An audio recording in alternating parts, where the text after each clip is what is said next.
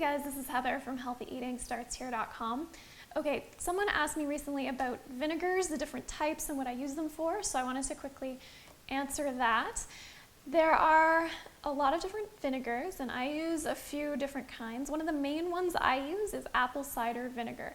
I find it has a really neutral flavor, so it can be pretty versatile in different dishes that you're making, and it's also really useful in baking because if you want to get that reaction with the baking soda, you need a little bit of acid in there, and apple cider vinegar works perfectly. So you'll notice in some vegan baking recipes, there will be a little bit of apple cider vinegar. It's not for flavor or anything like that, it's to react with the baking soda or the baking powder. Now, one of the main differences in the quality of vinegars is how the fermentation happens. So naturally fermented vinegars, like if you find an apple cider vinegar, it'll say with the mother culture, and that means that it's been naturally fermented. That happens over weeks or months, whereas some of the commercial vinegars, if you see, white vinegar or certain kinds of apple cider vinegar, if you get them from a big brand and they just have a blank label on them, those are often done with a faster fermentation, which happens over 1 to 3 days.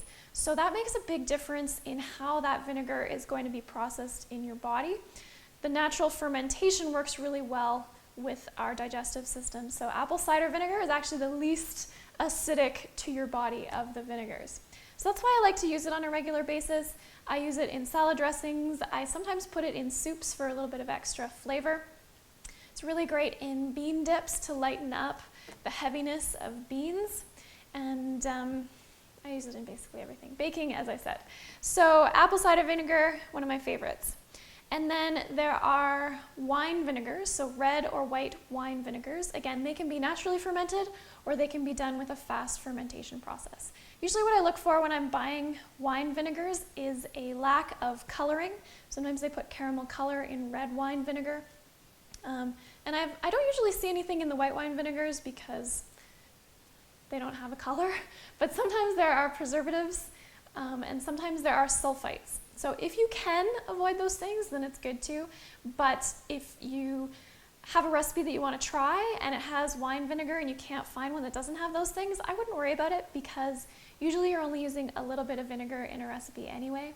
So that's kind of my take on things. Try to get a good one, but if you can't, it's not a huge deal. And then another one of my favorites, because of its flavor, is balsamic vinegar. I think a lot of people will be with me on this one. There is nothing quite like the taste of balsamic vinegar. Fantastic in salad dressings. I like to put it in sauces as well, and sometimes I'll put it in a soup at the end just to give it a more full flavor, especially if I'm making a soup or a stew that hasn't had a lot of time to simmer. It really adds a lot of complex flavor without taking up a lot of time. Same thing with balsamic. Try to look for no caramel color and no sulfites or preservatives, but again, it can be pretty difficult to find that kind of balsamic, so if you can't find that, then don't worry. And then what else? Rice vinegar.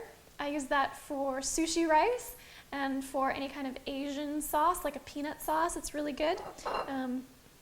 This one is seasoned, so it has a little bit of salt in it, which is fine. It's not a huge amount of salt. But you can also get brown rice vinegars that are just plain rice vinegar, so that's what I tend to get on a more regular basis. There are sometimes added sugars in brown rice vinegars, so take a look for that. Again, preservatives. But same thing. If you can't find one that's perfect, don't kill yourself. Don't worry about it too much. When we use vinegars, we don't use all that much in the big scheme of the volume of food that we're eating. Okay, last but not least, white vinegar. I use that for cleaning. It works really, really well to cut grease, and if you mix it with baking soda, it makes a good scouring for like bathtubs, things like that. So it disinfects as well. So that's what I use. White vinegar is also good for pickling. If you're making some pickles, either pickles or pickled beets or pickled carrots, yum, awesome stuff. And the other thing would be volcanoes, everyone's favorite science project. I used to love doing that. Maybe I should do one.